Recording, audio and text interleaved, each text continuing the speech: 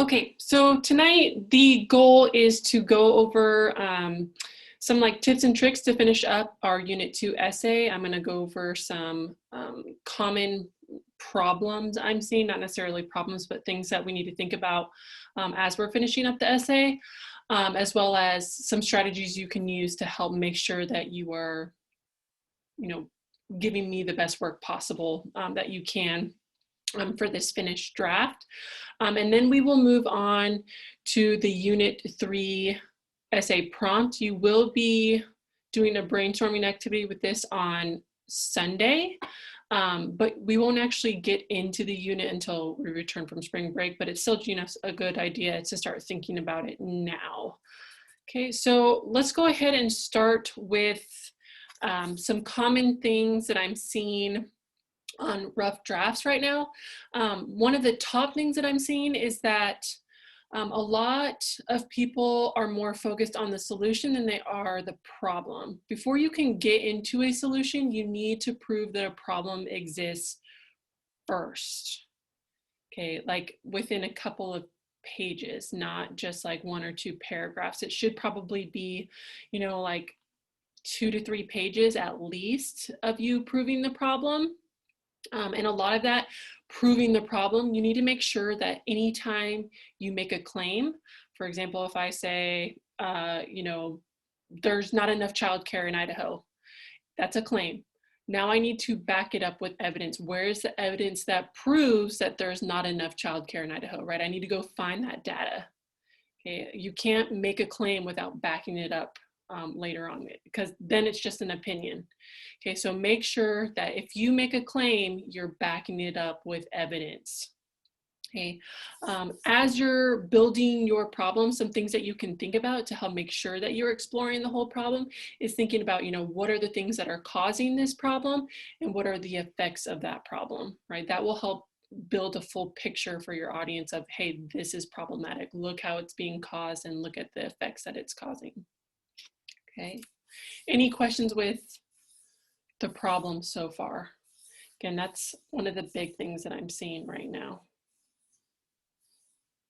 Okay, once you do prove that your problem exists, then you can start talking about your solution. And one of the things that I'm seeing with solutions is people are, again, only spending like maybe a paragraph or 2 on this. You should be giving us a full detailed plan, right? How are we going to implement this plan?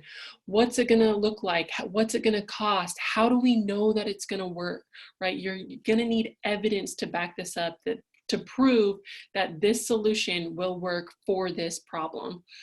Some things that I've seen in the past, I haven't really seen this yet, I don't think that I've come across, is that you need to make sure that your solution is solving your problem, right? The actual problem that you brought up. Make sure that they are directly connected, because sometimes I see something that are like on the same topic, but not necessarily addressing the actual problem. So make sure that it's addressing that problem. Okay, another thing that I'm seeing, and this one's really frequent, is that you need to identify your role and audience like within the intro paragraph. Tell us who you are, right? What's your credibility? And you are not writing from the role of a student, right? You're writing from the role of an advocacy group. So make sure you're identifying the advocacy group. Right? Who wants this problem solved? And then also make sure that you are identifying who your specific audience is. Your audience should be the person who has the power to make the changes you are seeking. So look at your solution to help you decide who your audience should be, right? Who can make your solution happen? Talk to them, right? And adjust your writing. Right, in our last Zoom call, we talked about this, adjust your writing in the way that you're presenting information to meet the needs of that audience, right? What do they care about? How can we appeal to them, right? How can we grab their attention? Okay, so think about those things as you are finishing up. One last thing I'm seeing is that a few people I've seen are not localizing their problem or solution yet. You can localize in 2 ways. Okay, you can localize by specifically talking about how the problem exists in a local region or to a specific group, or you can localize by your audience, right? By trying to get a problem specifically fixed here, right? So who could we talk to that could fix the problem here?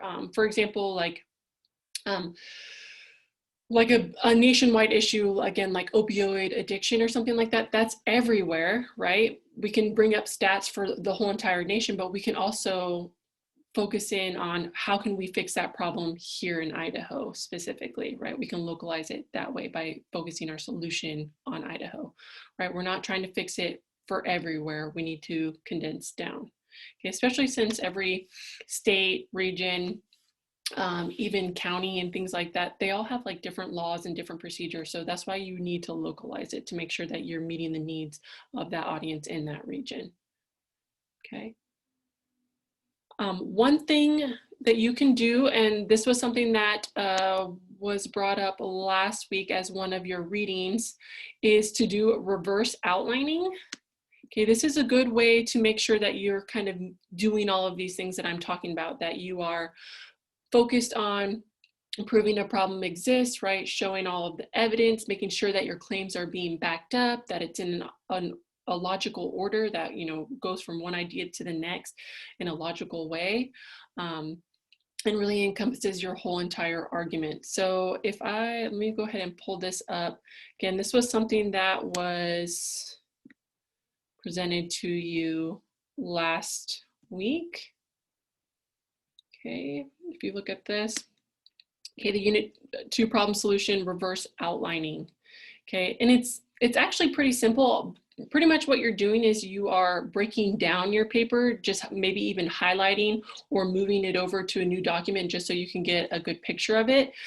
You're taking like the first sentence of every paragraph, right? Because each first sentence of each paragraph should be a point, it should be a claim that you're making, right? And then you kind of go down to the next sentence. Okay, is the second sentence in every paragraph, is that evidence that's supporting the claim that I just made?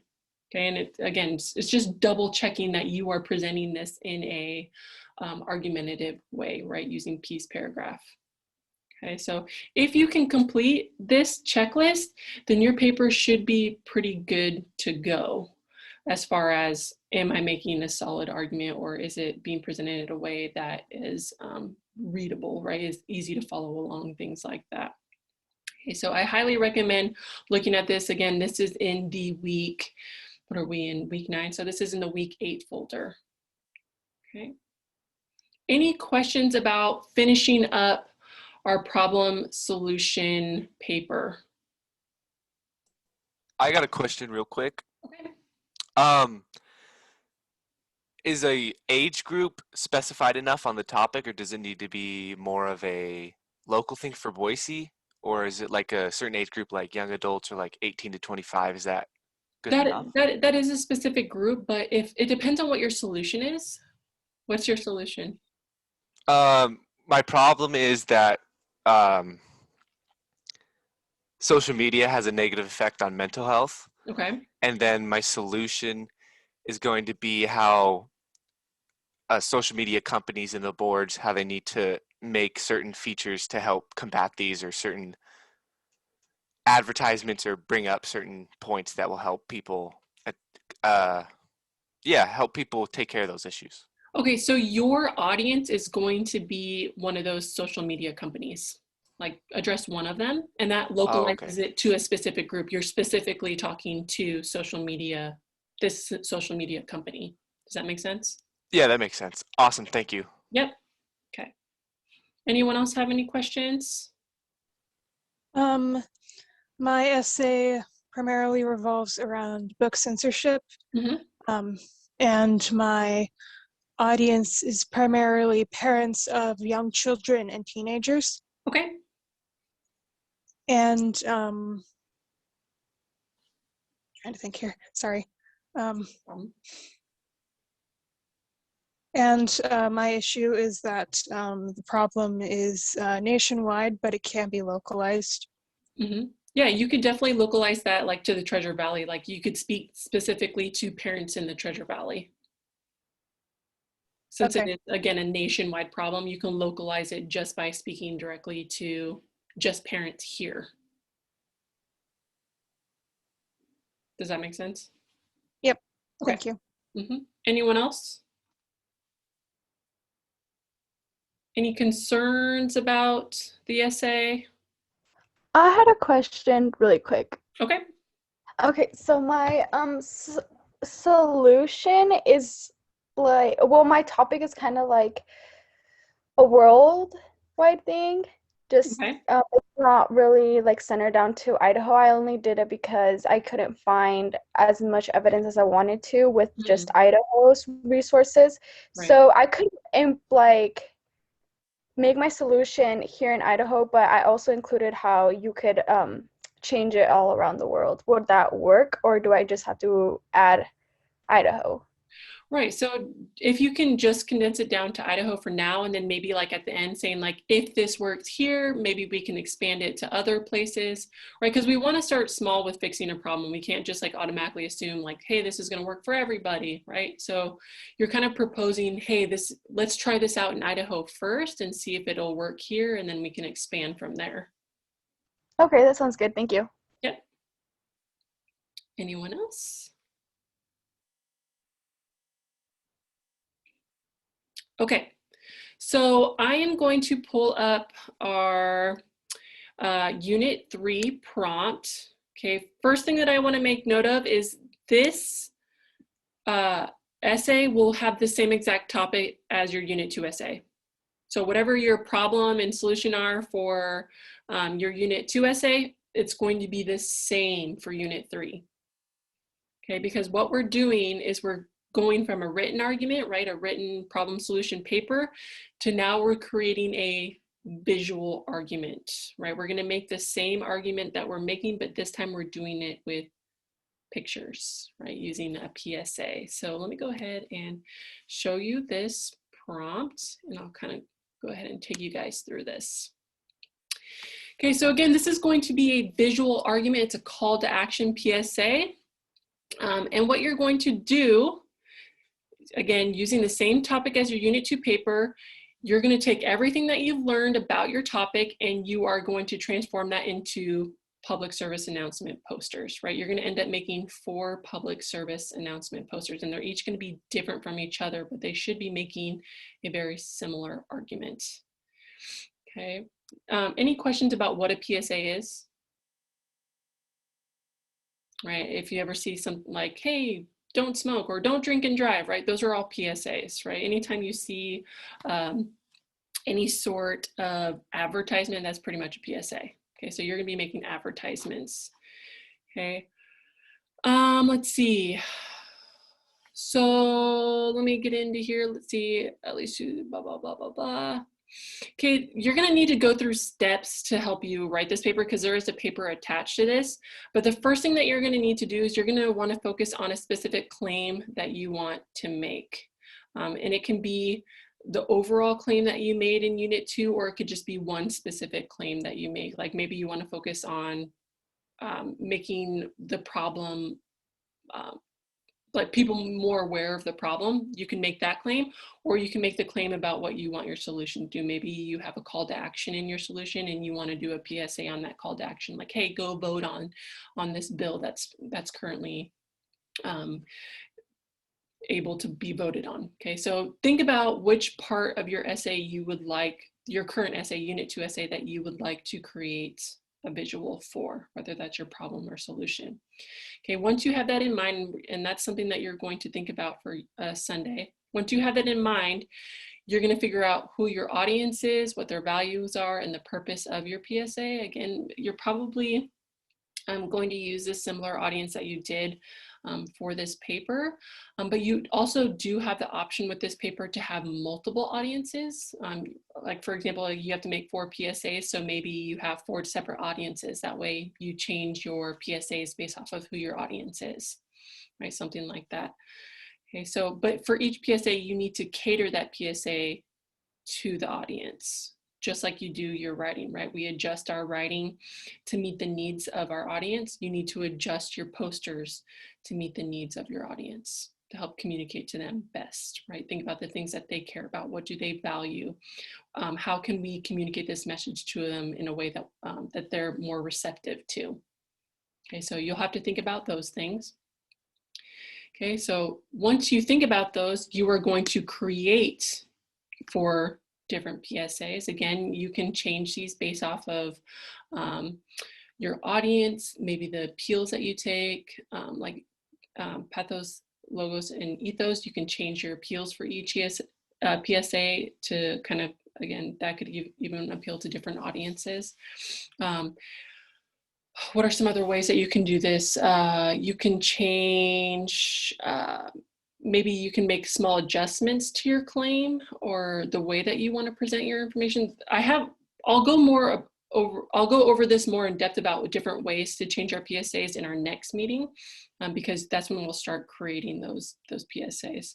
And then last, you will write an essay that reflects back on your basically your creation process, like how you created your PSAs, why you made the choices that you made, and then you'll pick one PSA that you like the best and tell us why you like it, why it's the best out of the 4. Okay, so really there's the only argument that you're making in this essay is you're kind of arguing like, hey, this is why I made the choices that I made. You're providing rationale for that, and then arguing this is the best PSA and here's why. Okay, so that's all that you're doing in the written version of this paper, right? You'll have the 4 PSAs and then the reflection. Okay. So this kind of goes over some different things that you can do here. One thing I want to note is that this is a visual representation of your argument. So you should try to limit the amount of words that are on your PSA, right, to like 15 or less. Because most of the time when people see advertisements, they're not reading all of these things, right? They're focused on the imagery that's there. So think about that as you are creating your PSAs. Try to limit your wording here. Don't excessively use words. Pick your words wisely. Okay. And another thing I want to point out here is that this is an English class, not an art class. I do not expect your PSAs to be like these elaborate, beautiful pieces of work, okay? They are what they are. I care more about the written part of this essay, okay? About why you chose the design choices you made, why you think one of the PSAs is the best, right? I'm not really worried about quality. I'm worried about what you have to say about what you've made. Okay, so don't hyper focus on, oh my gosh, I have to make this image perfect. That way it looks good because I'm being graded on how good this looks. You're not being graded on how good your PSAs look, just on that you've created the PSAs and that you've written about them. Okay. I do have a couple of recommendations about resources that you can use to help create these PSAs. One of them is, hold on, did I get a question? Let's see. Can we use images we find online, or do we have to create the images? You can absolutely use images you find online. Okay, and that's something that I was going to address down here in technical requirements. Any image that you do use, that's pretty much what you're going to be citing in this paper, because you're going to have a works cited for the images that you're using. So if you use an image that's not yours, then you need to cite it. Okay. But yes, you can absolutely use images that are not yours. The whole PSA should be original, meaning that you created the design, but you can pull images from different places to help you create it. Okay, let's see, we have another question. Okay. One of the resources that I highly recommend for creating these, I don't think I have it on here, but I do have it on our on Blackboard. If you go into Unit 3, I have a whole tab here on information of useful tools. One that I highly recommend for helping you create your PSAs is Canva. For me, I feel like it's really user-friendly, and it does it makes it easy to create beautiful designs if you're really worried about that. They do have stock images there that you can use. You'll still need to cite them, and I'll tell you how to do that again in our next meeting. But this is a good website. What I have found is a good website to help you design your PSAs. It makes it really easy, in my opinion, to do that. Okay, so highly recommend that if you want to use a certain program to do that. You can really design, you can draw these. I recently had a student embroider their PSAs. You can do that as well. You can create them in Word, right? There's lots of different ways that you can do this. Okay. Yes, it will all be digital. Again, if you want to hand draw it, you can draw them and take pictures of them and just make sure that you can include it when you turn in your essay. Okay, so I guess technically it doesn't have to be digital. Again, you can hand draw, just take a picture of it, make sure that you can upload it somehow. Okay. If we go back to this, okay, this kind of talks about writing the reflection. I don't even really want you to worry about that right now. I want you to more focus on creating the PSAs because you have to do that first.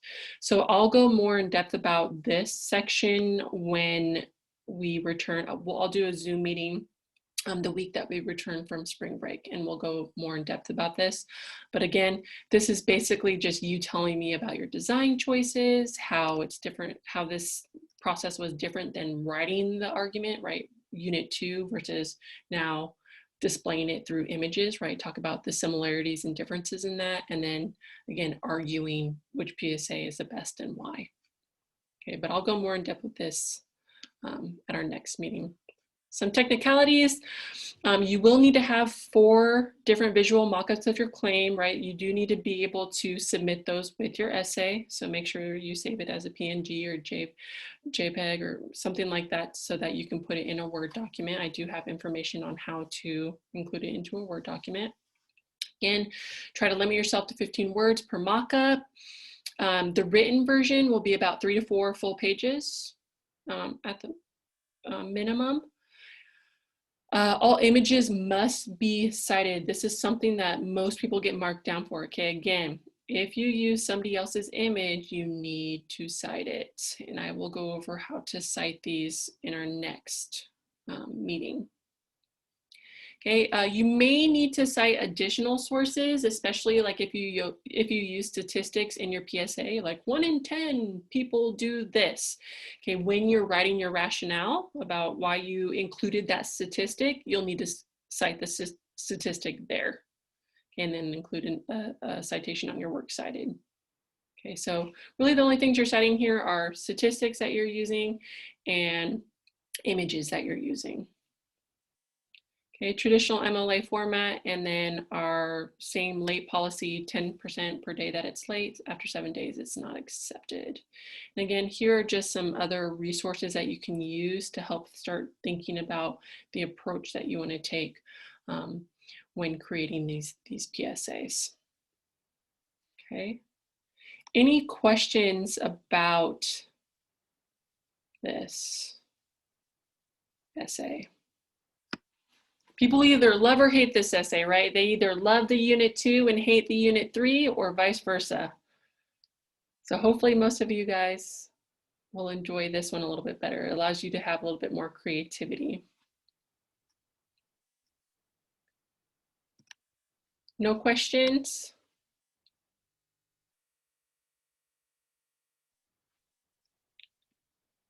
No? I have a question. Okay. When we revise our essays, does it Mhm. take place of our first? Yes, so that's a good question because usually people will email me about this. You have a separate submission box, right? Where we go to the revised essays. So you will see your original grade where you originally submitted and then your revised, right? You'll still see that, both of them. Yeah, I saw both, so I was like confused on if they're both affecting my grade. Right, you'll see both of them, but the way that the gradebook is set up is that it'll only accept the highest grade for your grade. So you should see that reflected in your overall grade. Like if you got a better grade, you should see that your overall grade is higher now too. Okay, cool. All right. It replaces it even though it still shows the other one. Yeah. Yep. Okay, thanks. Yep. Any other questions? I have a question with the revision for the unit 1. Can we still turn in the revision? And if so, how late do we have to turn in that revision? Well, I have different due dates for my sections. Priscilla, what section are you in? Do you remember? Are you in? Well, for the unit 1, Well, are you in my 015 or 031? yes, the 015. Okay, so 015 was due on Sunday. Yeah. You can still turn it in, but it would be marked late for being late. Okay. But you still need to revise anyways, because for our final unit, our final portfolio, you're going to have to revise both your unit 1 and unit 2. So you could also just turn in the revision. That way you can just get feedback from me again if you wanted to. Okay. Okay. And then for the portfolio for that revision, because I know like you had mentioned that we're still going to have to revise it anyway, when are those going to be done? Or when do those get in? The final portfolio is not due till like May 12th. It's finals week. Okay. So but you're probably going to have your revisions of that done beforehand, because you're going to have to write a reflection on your revisions. Got it. So just to get it done anyway. Okay. Yeah, because if you revise, let's say you revise and turn it in for a higher grade, that counts as a revision for your final portfolio. Got it. So we won't have to do that again. No. Like if I've already revised it, I don't do it again. Nope. If you've Okay, already revised, you've met that criteria that you've revised. The only thing is though, and I'll get further to this when we get into unit or our final portfolio unit, there needs to be at least one substantial revision. So let's say like you just went through and just made like, oh, I'm gonna fix a couple of my comma splices and fix up my grammar a little bit. That is just an edit. It's not considered a substantial revision. The substantial revision is like I added paragraphs, I moved things around, I made my content better and clearer, right? Like you made big changes. So as long as you've made big changes to at least one of your papers, unit 1 or unit 2, then you've met that criteria. Okay. Okay. So if you did that for unit 1, then that criteria has been met. Okay. Any other questions? Yeah, this is for the essay in general. Am I allowed to use a second person in the essay? You usually in an argumentative essay, you only want to use second, like when you're using your call to action. You can do it sparingly, but you don't want to keep just saying like you. So I would say maybe like in your intro, when you're first like saying, hey, you can help fix this problem, blah, blah, blah, and then telling them what they can do. But I would try to not overly use it. Stick mostly with first and third, mostly third probably. So use second person sparingly, only when you absolutely need to. Okay. Okay. Thank you. Yep. Anyone else?